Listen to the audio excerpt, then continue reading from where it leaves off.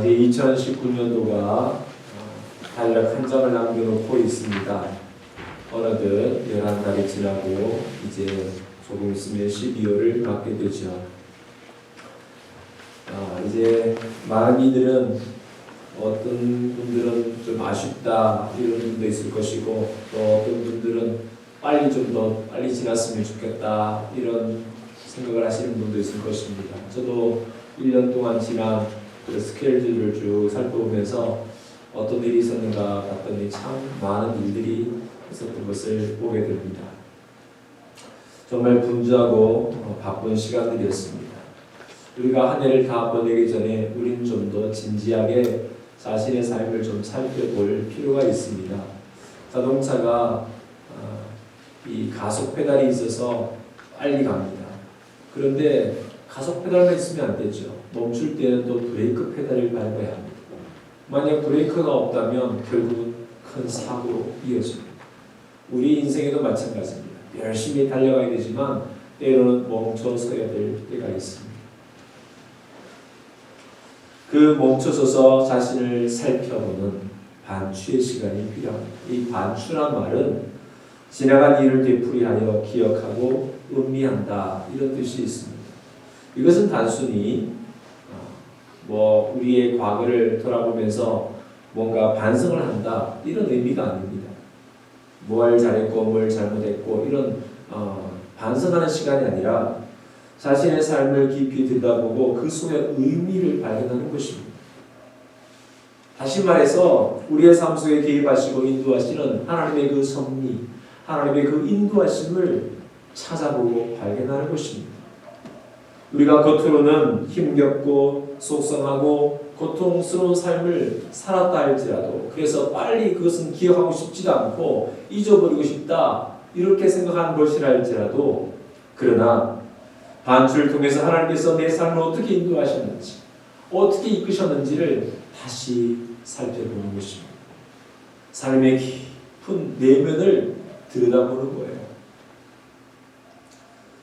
하나님은 한 번도 내 곁을 떠나신 적이 없으십니다. 하나님은 한 번도 내게서 얼굴을 돌리신 적이 없으십니다. 그 시선을, 그 눈을 늘 나를 향해서 바라보시고 계신 것입니다. 3세 5마리가 동전 몇 푼에 팔리지 않느냐. 그러나 하나님은 그런 참새 한 마리도 잊지 않으십니다. 참으로 그분은 너희 머리카락도 다 세시고 계십니다. 그러므로 두려워하지 마라. 너희는 삼세보다 더 귀하지 아니하냐. 주님께서 말씀하셨습니다. 하나님은 우리를 가장 소중한 존재로, 가장 사랑받는 사람으로 우리를 여겨주셨습니다.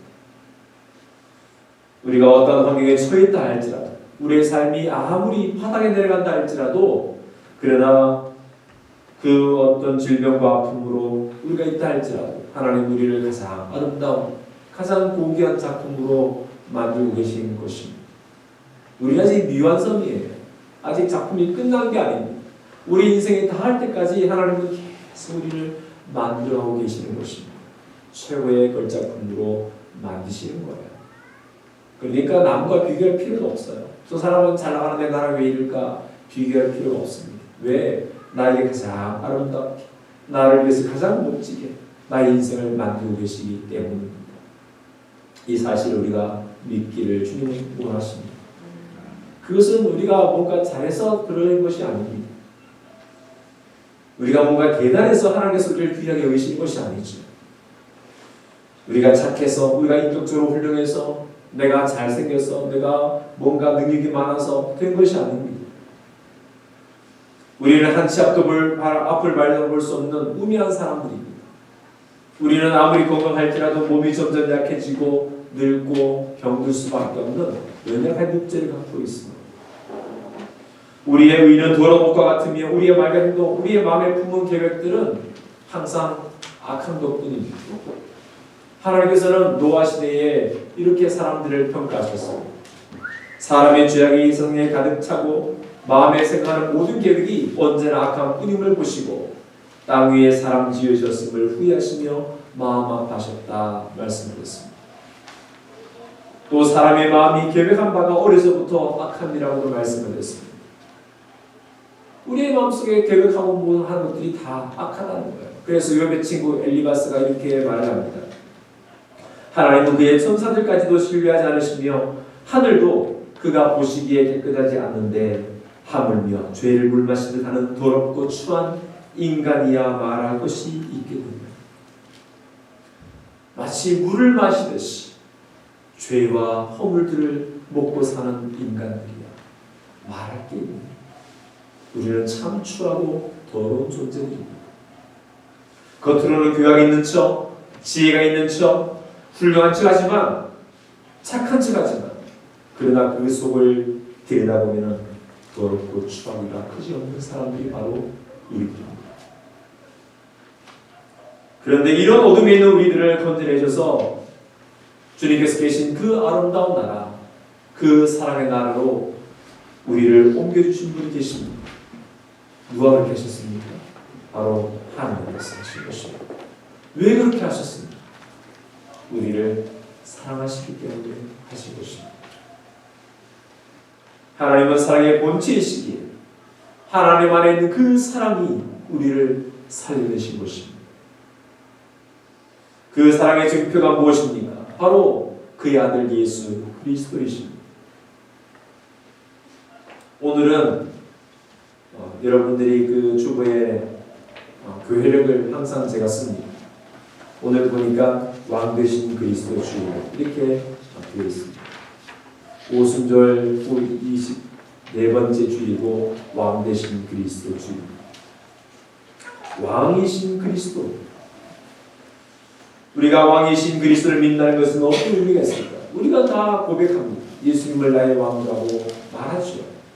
그러나 정말 예수님을 나의 그리스도로 왕으로 믿는다는 것이 무엇입니까? 오늘 하나님께서 이렇게 말씀하셨습니다. 예수 그리스도는 만물보다 먼저 계시고 만물을 창조하시고 세우시는 분임을 믿는 것이라고 말씀합니다. 그분은 보이지 않는 하나님의 모습이십니다. 하나님께서 모든 것을 창조하시기 전에 이미 그 전에 계신 분이 바로 예수 그리스도이십니다.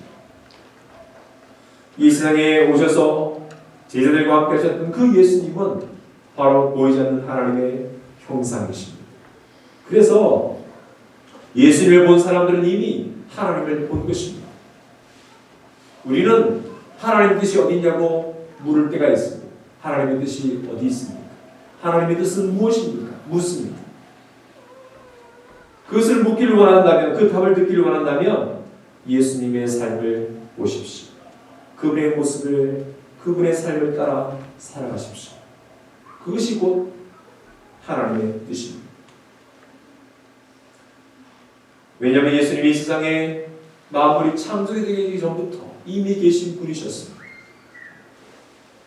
영원 전부터 계신 분이시라는 것입니다. 우리처럼 하나님이 위해서 만들어내주신 분이 아니라 이미 이 세상에 존재하기 전부터, 영원 전부터 하나님과 함께 존재하신 분이십니다. 따라서 세상의 모든 것이 그분에 의해서 창조가 되었습니다. 눈에 보이는 것들, 보이지 않는 것들, 천사들, 영적 존재들, 만물, 이 모든 것이 다 그리스도에 의해서, 그분에 의해서 창조되었고 또 그분을 위해 창조된 것들입니다. 세상에 존재하는 모든 것들, 눈에 보이는 이 자연, 또 보이지 않는 공기, 바람, 더 영적인 의미의 천사들, 또 사탄, 귀신들, 이런 존재들 다 모든 것이 그분에 의해서 만들어진 것입니다. 그럼 우리는 모를지 모릅니다. 아니, 사탄도 귀신도 악한 사람도 다 주님이 만드셨습니까? 네, 주님이 만드셨다고 성경은 말씀합니다. 그러면 묻게 되죠. 아니, 왜 그런 걸 만드셨습니까? 그런 것은 안 만드시면 되는데 왜 만드셨습니까? 거기에 대해서 하나님 이렇게 말씀하셨습니다. 여호와께서 모든 것을 자기 목적에 맞도록 만드셨으므로 악인들도 재앙의 날을 위해 존재한다. 이렇게 말씀합니다. 이 세상의 모든 것들이 하나님께서 자기의 목적에 맞도록 만드셨다는 것입니다. 그래서 그 쓰임에 따라서, 그 목적하심에 따라서 만들어진 것입니다. 사탄도, 귀신도, 악한 사람도 다 하나님의 목적에 의해서 만들어진 것들입니다. 그것이 다 하는 날 다 하나님께서 또 거두어 가십니다. 그 목적이 끝나면 다 거두어 가시는 거예요. 때문에 지금 악인들이 날뛰고 잘되고 오히려 교회는 핍박을 받고 사탄은 우리를 넘어뜨리고 온갖 유혹을 하고 이러한 세상에 살고 있지만 이건 역시 정해진 하나님의 때인 것입니다. 하나님의 스케줄에 따라서 쓰임받다가 결국 심판으로 다 영원히 사라질 것들입니다. 때문에 우리가 두려워할 필요도 없고요. 걱정할 필요도 없습니다. 다 하나님의 때에 따라서 되기 때문입니다. 우리의 삶도 마찬가지예요. 하나님의 때에 우리가 부름받은 것입니다. 그래서 우리는 기도해야 합니다. 하나님께서 목적하신 바가 무엇입니까? 저에게 행하신 하나님의 뜻이 무엇입니까? 하나님은 저를 어떻게 사용하시려고 저를 부르셨습니까? 무슨 목적으로 저를 이 땅에 보내셨습니까? 우리는 기도해야 합니다. 그냥 똑같이 살아가는 삶이 아니라 하나님 목적에 의해서 살아가는 삶이 되어야 되는 것입니다.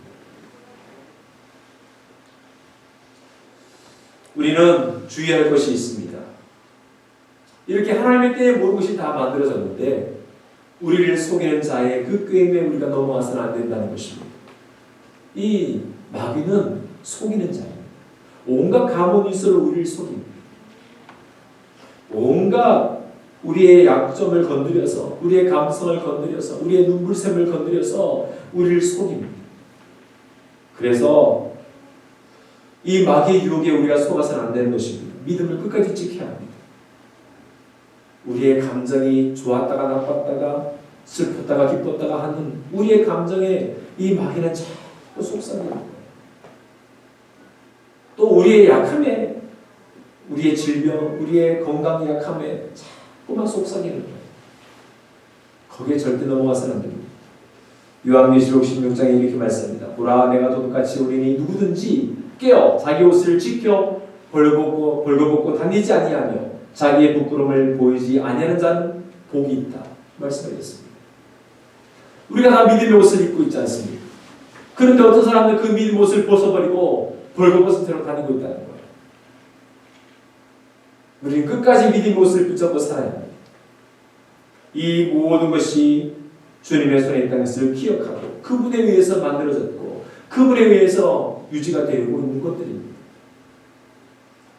우주와 세상의 모든 역사, 일어나는 모든 일들, 개인의 역사까지도 다 그분에 의해서 유지가 되고 있는 것입니다. 여러분들 이것을 한마디로 하면 바로 예수 그리스도는 세상의 왕이시라는 것입니다. 꼭 믿으시기 바랍니다.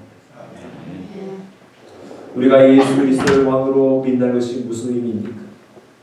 바로 예수 그리스도께서 피 흘린 대가로 우리가 자유를 얻고 죄를 용서받았다는 것을 믿는 것입니다. 사람에게 가장 소중한 것은 생명이죠. 생명을 잃으면 아무것도 없습니다. 생명이 가장 소중합니다. 그런데 예수님은 그 가장 소중한 생명을 우리를 위해서 희생하셨습니다. 그리고 우리에게 자유를 주셨고 우리의 모든 죄를 용서해 주신 것입니다. 예수님께서 우리의 모든 무거운 짐, 죄의 무게, 우리의 모든 원한, 괴로움, 육체의 질병, 마음의 고통, 저주 이 모든 것으로부터 우리를 자유케 해주시는 분입니다.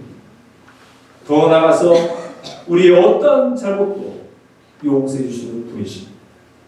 주님께서 용서하지 못하실 죄는 없습니다.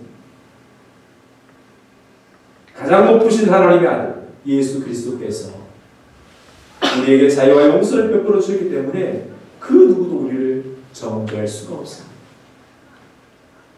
세상에 어느 신이 자신을 배신하는 사람들을 위하여 희생과 죽기까지 사랑했다는 그런 신이 어디 있습니까?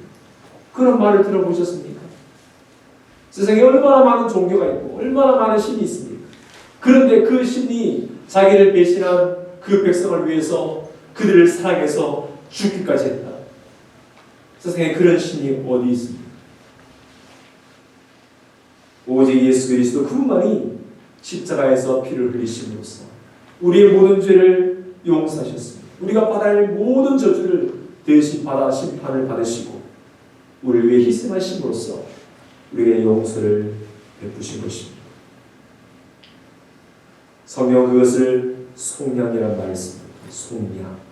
이 속량이란 말은 몸값을 받고 노비의 신분을 풀어주어서 양민이 되게 하는 일이라고 이렇게 정의하고 있습니다. 당시 노예는 짐승이나 물건처럼 취급을 당했죠. 사람이 아닙니다. 그래서 인권, 권리 보장 이런 것이 없습니다. 그냥 물건이에요. 그냥 짐승입니다. 그래서 주인이 하고 싶은 대로 마음대로 할 수 있습니다.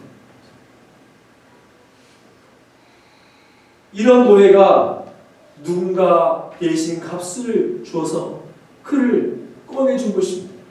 그리고 그에게 자유를 준 거예요. 이때 낸 값을 속량이에요.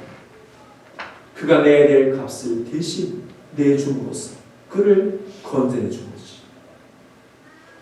죄와 저주 아래 있던 우리들에게 하나님의 아들이신 예수 그리스도께서 자신을 십자가에 달려 죽게 하심으로써 우리가 받아야 할 모든 저주와 심판을 그분이 대신 다 받으셨습니다. 그리고 우리에게 구원받은 자로 자유인으로 살게 해주신 것입니다. 그 어느 누구의 정죄도 판단도 구속도 받을 필요 없는 완전한 자유를 우리에게 주신 것입니다. 우리는 결코 구속받을 존재들이 아닙니다. 우리는 자유인입니다. 우리를 얼어매줄 수 있는 것은 아무것도 없습니다. 우리를 정죄할 수 있는 것은 그 아무것도 없습니다. 너는 이런 자야 라고 정죄할 수 있는 사람은 아무도 없습니다. 왜? 주님께서 우리를 자유케 해주셨기 때문입니다.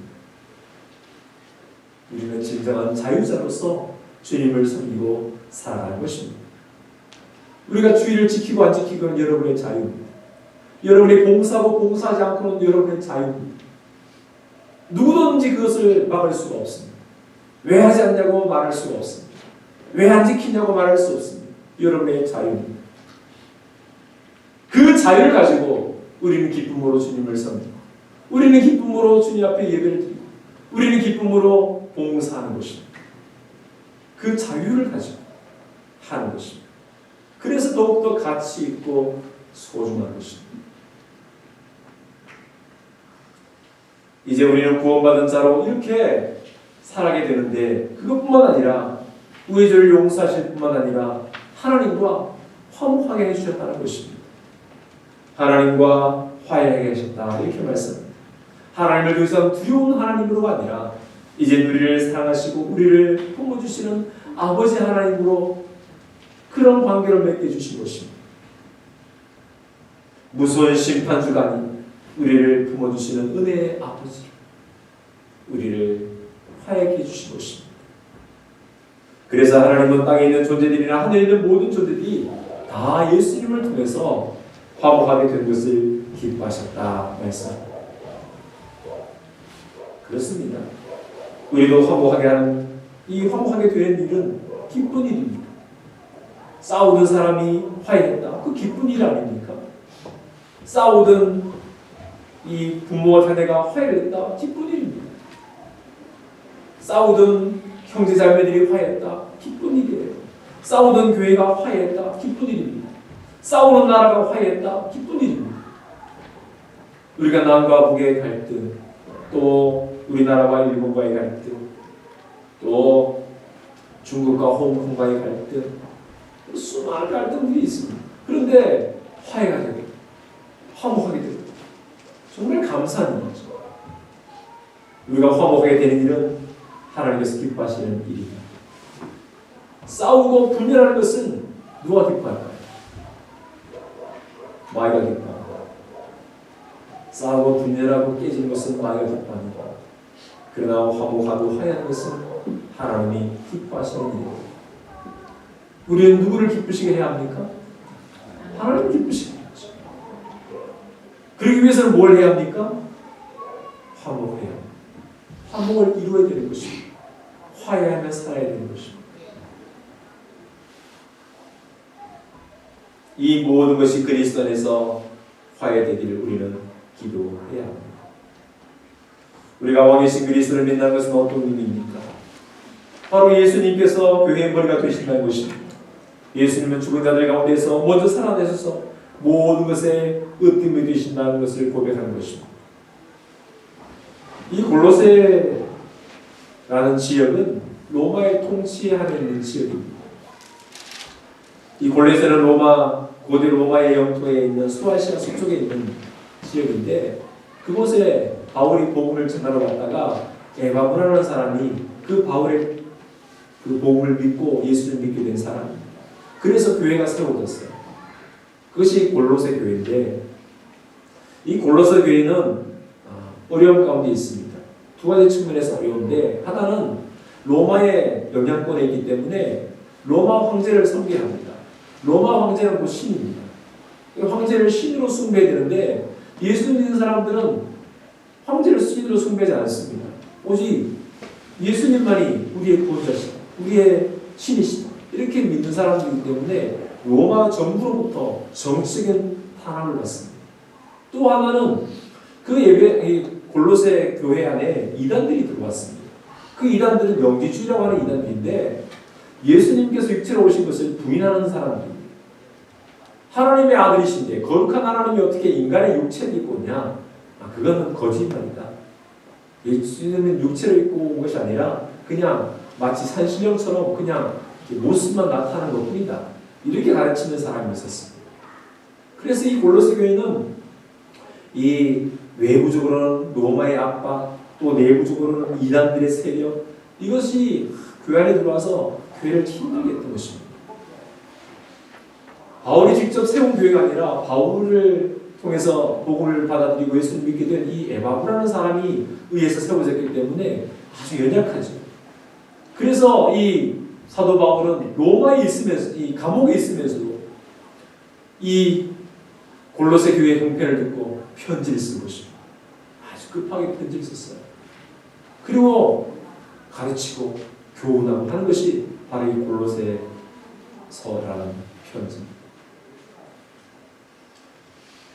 이걸 통해서 바울은 뭘 말씀합니까? 세상의 모든 강한 권세, 정치, 황제, 통치자들, 그 어떤 권세도 예수 그리스도보다 더 높은 권세는 없다.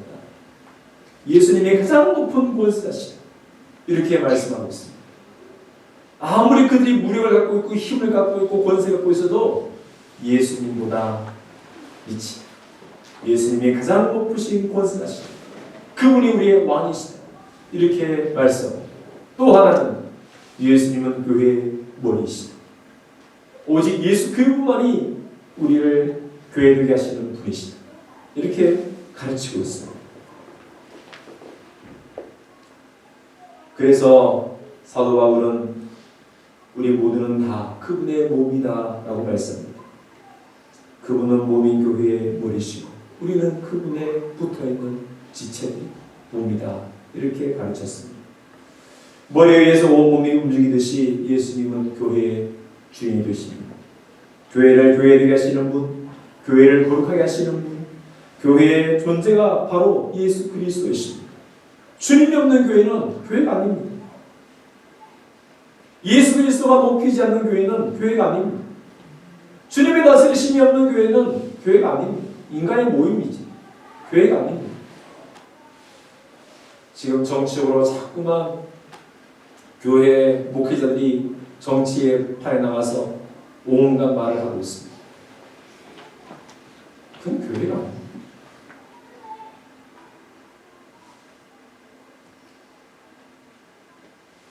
오직 예수님만이 모든 것의 근본이시고 생명까지도 주인 되시는 분이십니다.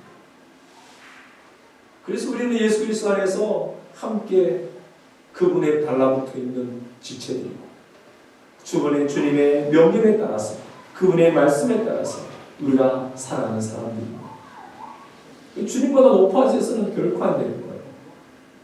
목사도, 장로도, 직분자도, 성도도 모두가 다 주님께 붙어 있는 사람들. 다 그분의 음성에 귀를 기울이고 주의 말씀에 따라 우리가 순종하고 살아가는 사람입니다. 이것이 깨지는 순간 교회는 분열되고 결국 무너지고 마는 것입니다. 요한복음 10장 18절에 아무도 내게서 내 목숨을 빼앗아가지 못한다. 나는 스스로 원해서 내 목숨을 버린다. 나는 목숨을 버릴 권세도 있고 다시 얻을 권세도 있다. 주님의 말씀을 했습니다. 주님은 십자가의 길을 스스로 선택하신 것입니다.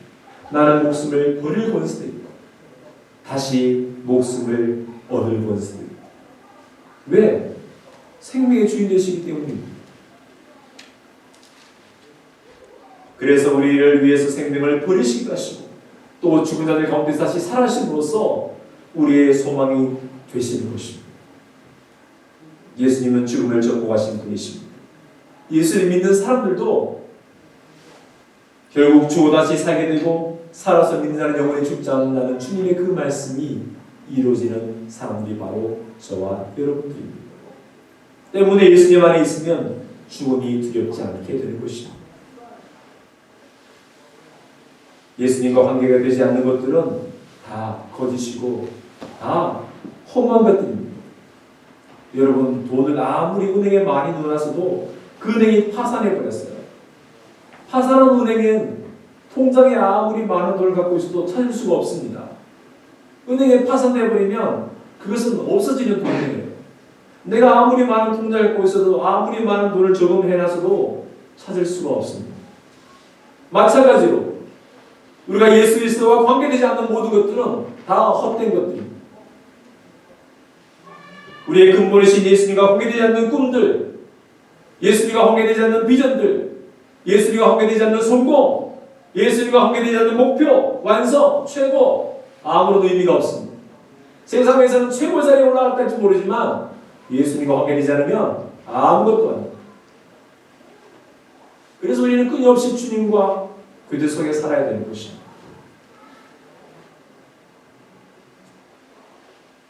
우리가 왕이신 예수 그리스도를 믿는다는 것은 예수님 안에 모든 충만이 있음을 믿는 것입니다.